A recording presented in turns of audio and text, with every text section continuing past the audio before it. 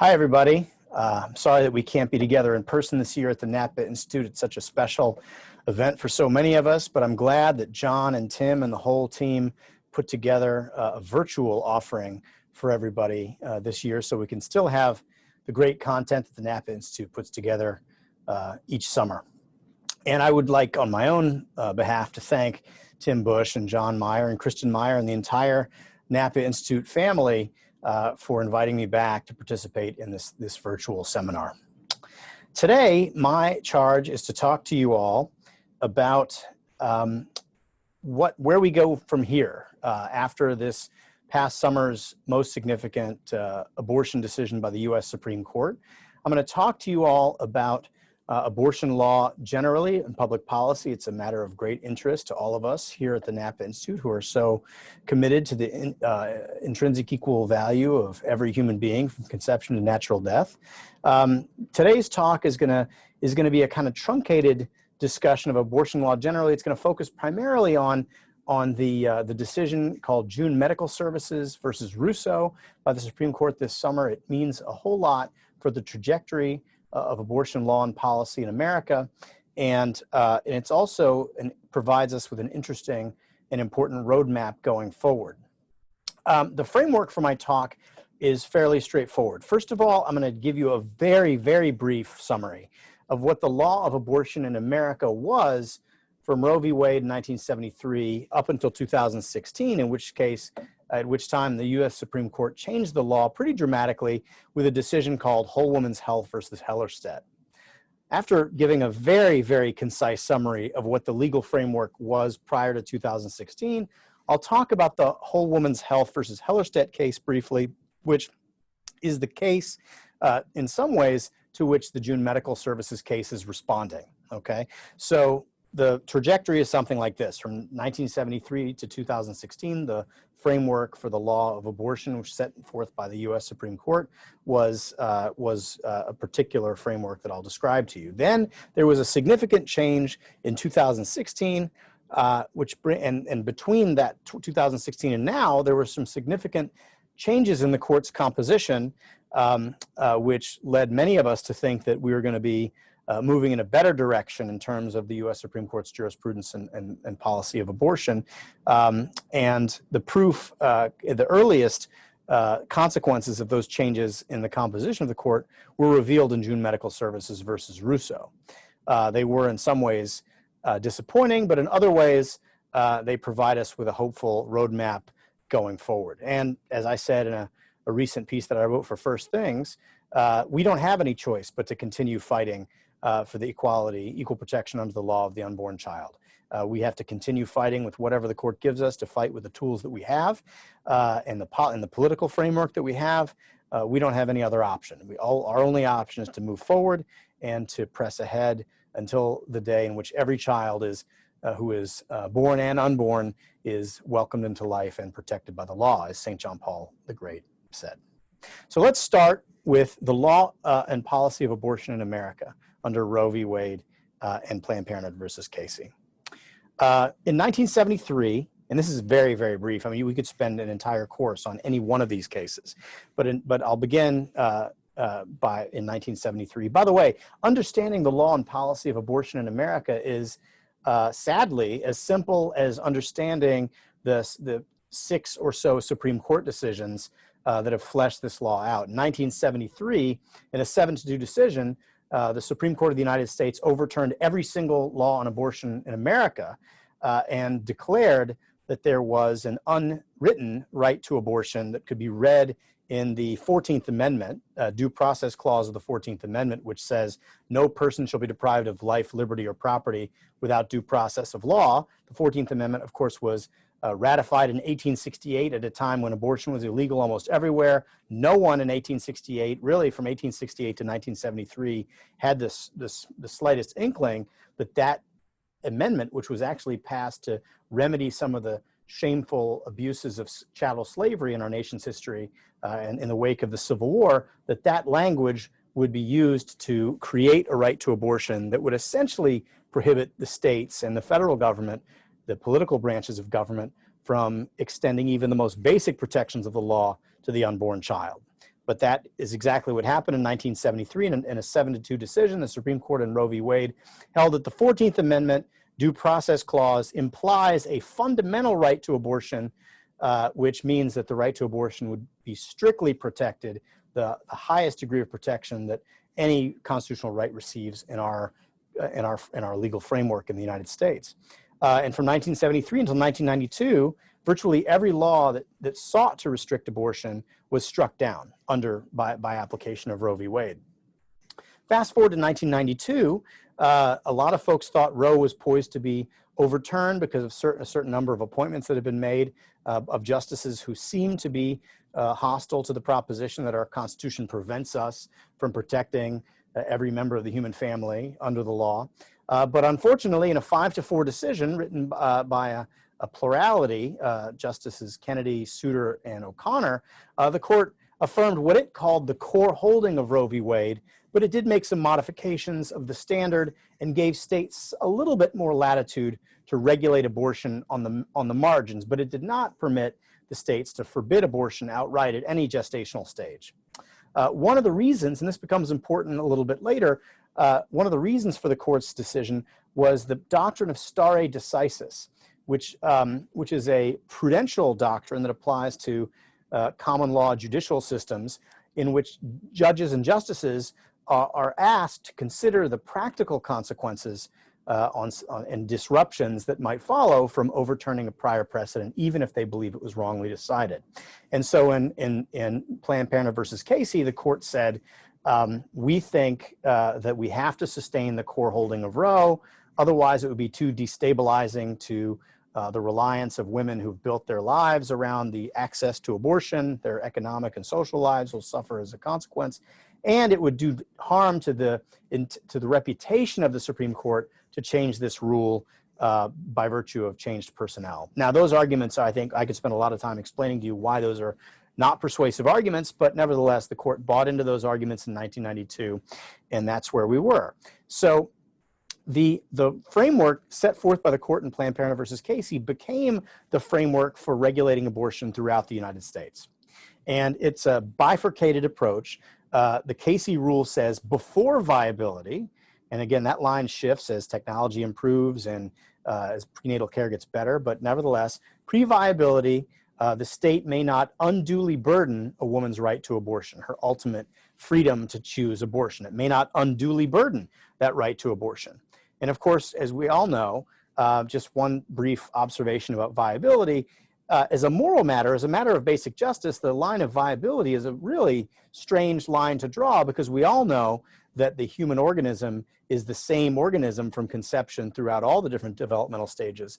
And the continuum of human life is such that we know that the unborn child, before he or she is viable, is still a living member of the human species. That is, a member of the human family. But the court said before viability, there could be no undue burden on a woman's ultimate authority to choose abortion.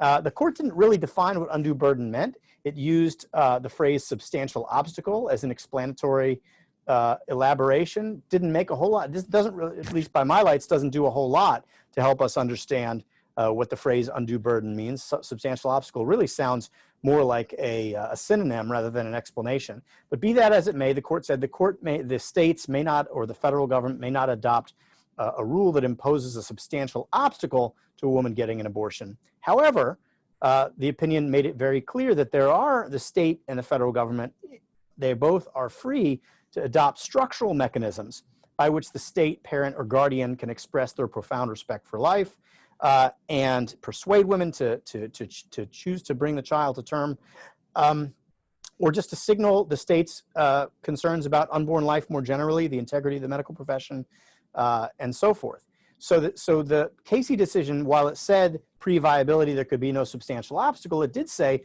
the states could take measures that might make it harder, might have the incidental effect of making an abortion more difficult or expensive to procure, and that wouldn't result in invalidation of the underlying law. And in fact, what the court's actual holding in Casey was to affirm every single restriction that was challenged in the Pennsylvania Abortion Control Act, which include informed consent, 24-hour waiting period, parental involvement requirements, and so forth, all provisions of which had been struck down prior to 1992 under the Roe standard. So they did loosen the standard a little bit pre-viability, although for reasons that I'll mention in a second, it actually did not result in allowing states to ban abortion outright. So the first part of the bifurcated rule of Casey is pre-viability, the state may not impose an undue burden. Post-viability, the state may restrict abortion so long as it, or even ban abortion so long as it makes exceptions for the life of the mother, which all the laws prior to Roe v. Wade had anyway, or the health of the mother, which unfortunately, health is defined in a case decided on the same day as Roe v. Wade called Doe v. Bolton as any aspect of a woman's well-being, including her economic well-being, her familial well-being, that she gets to decide whether to get an abortion.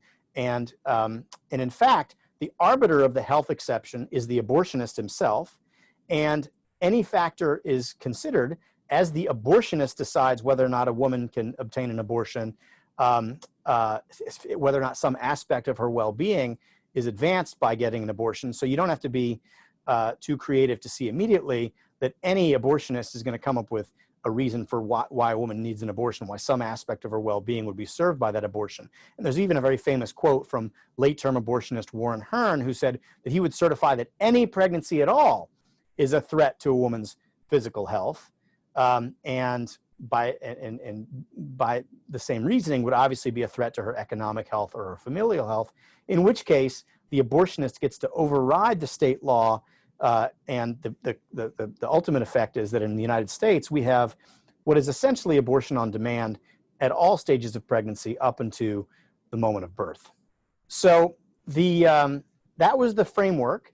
The states were permitted to regulate the sort of ancillary aspects of obtaining abortions, things like waiting periods, informed consent, parental involvement, and even were allowed to forbid certain kinds of highly controversial abortion procedures, like the partial birth abortion ban of 2003. But nevertheless, they were not allowed to ban abortion outright. They could ban a particularly gory or controversial or brutal procedure, but they couldn't ban abortion outright at a particular stage of pregnancy, for example.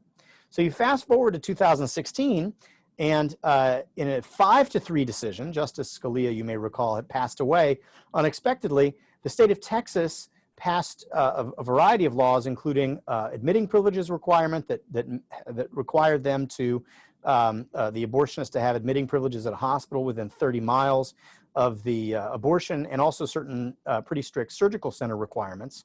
And in a 5-3 decision written by Justice Breyer, the court struck down both of those provisions and embraced a new rule for abortion, at least applying to health and safety regulations, maybe even going beyond that, in which the court would conduct its own analysis of the benefits of a pre-viability restriction on abortion and weigh its judgment about the benefits against what it judged to be the law's burdens on a woman's authority to obtain the abortion. So it was essentially an open-ended cost-benefit analysis that only 5 justices of the court had to determine in order to strike down any law adopted by any jurisdiction in the United States, without any deference at all to the state's judgments or fact-finding about the law's purposes or the legislative means to those ends. So you can see that in that decision, Hellerstedt at least as applied to health and safety regulations like admitting privileges and surgical center requirements, the Supreme Court adopted a completely open-ended test that would obviously, in the hands of justices who believed in abortion rights, there would hardly ever be a benefit that they would recognize that would justify any burden on a woman's right to abortion. They applied that very reasoning to these safe health and safety regulations. Health and safety, by the way, is an area that has traditionally been reserved for the states to exercise their plenary authority to regulate for health and safety, as well as the practice of medicine. And the court said, we don't think any of these benefits, any of these provisions provide meaningful benefits, and we believe that they provide significant burdens because after these laws were passed, almost all, a huge majority of abortion clinics in Texas closed. Now, Justices Thomas and Alito dissented on the grounds that the plaintiffs in those cases had not shown any real evidence, certainly hadn't persuaded the court of evidence of causation as to why the clinics had closed, nor had they shown what the burdens on women would be with the remaining 8 clinics open. But nevertheless, the court embraced in Hellerstedt a very significant change in the law that made it look like the Supreme Court was back in the business of applying a purely open-ended, second-guessing analysis of what the state courts were, or the state governments and the federal government were permitted to do on the question of abortion. So between 2016 and 2020, there were significant changes in the Supreme Court. Justice Kavanaugh and Justice Gorsuch were appointed. Gorsuch replaced Justice Scalia. You'll recall that Mitch McConnell held that seat open throughout the almost entirety of 2016 to the great chagrin of the Democrats. And then even more significantly, Justice Kavanaugh replaced Justice Kennedy, who had been a consistent vote in favor of abortion rights. So after Kavanaugh and Gorsuch were appointed, we had 5 justices who would almost certainly believe that Roe was wrongly decided in principle, or that Casey was wrongly decided in principle, meaning these justices would not believe that the 14th Amendment or any of the provision of the Constitution forbids the protection of unborn children. Now I'm talking about Justices Thomas, Roberts, Alito, Gorsuch, and Kavanaugh.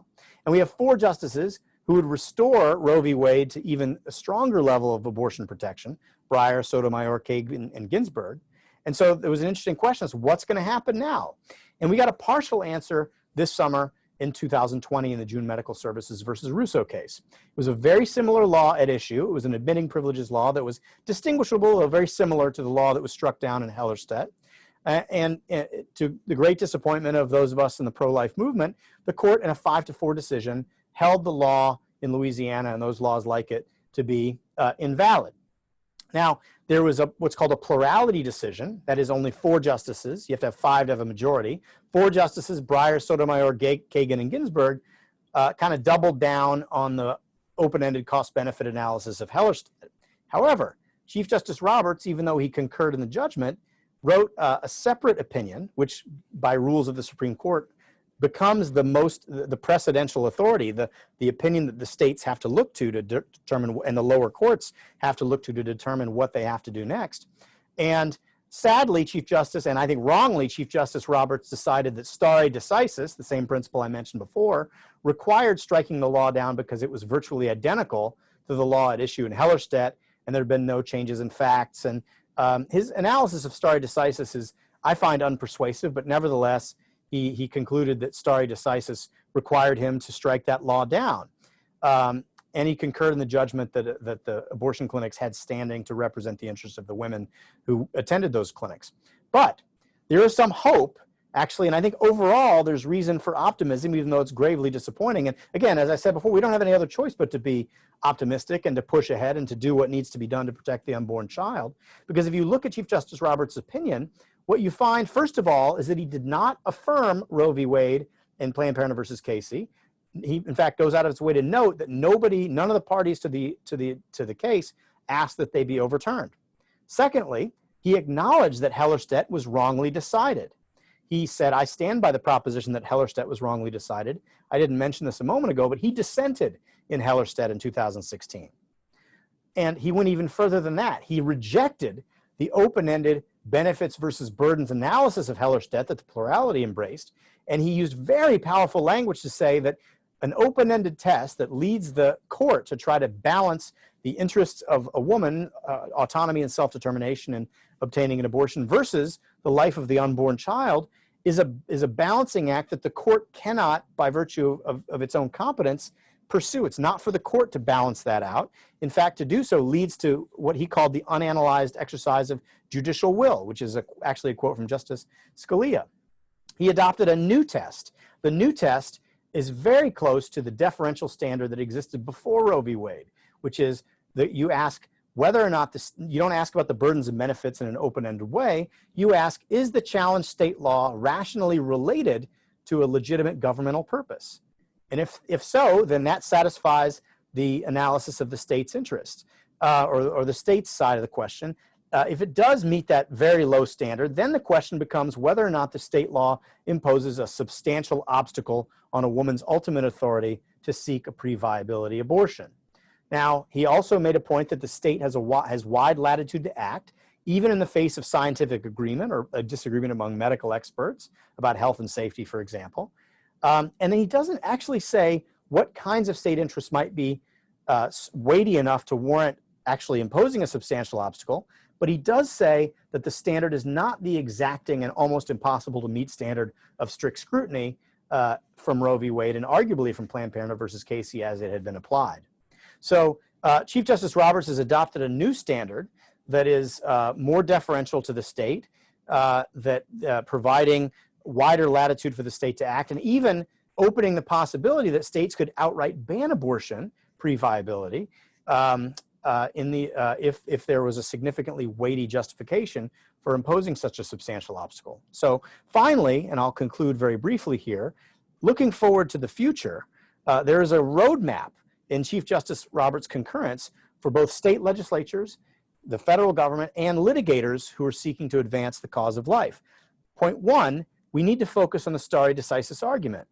Properly understood, stare decisis does not require reaffirmation of Roe v. Wade and Planned Parenthood versus Casey for a variety of reasons that I could get into at some later time, but the mechanical principles of stare decisis it can be easily shown that there's no nationwide reliance built up on access to abortion, that women's flourishing doesn't depend on access to abortion, that in fact the doctrine has been never on stable footing, it's been changed multiple times, and in fact Roe and Casey depend on outdated and antiquated and erroneous factual predicates. Secondly, we need to build on Chief Justice Roberts' statement that balancing a woman's autonomy versus the value of prenatal life is beyond the court's authority and competence. That is the very core of Roe v. Wade and Planned Parenthood versus Casey. That principle of the possibility of that balancing is the genesis of the right to abortion if you read those decisions. And if Chief Justice Roberts is skeptical about that, that means that he's skeptical about the core infrastructure, intellectual, analytic infrastructure of Roe and Casey. And that, I think, is promising. And then, of course, for those who litigate these matters or who pass laws at the state level or the federal level, it's very important to build a strong factual record explaining the factual predicates that support the law at issue.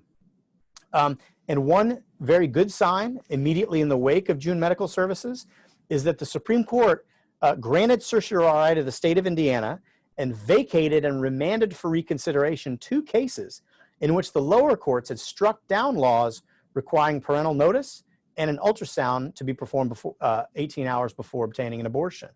So after June Medical Services, 2 lower court cases where the pro-life side lost, those decisions were immediately overturned, and the lower court was instructed by the Supreme Court to reevaluate those cases in light of Chief Justice Roberts' concurrence.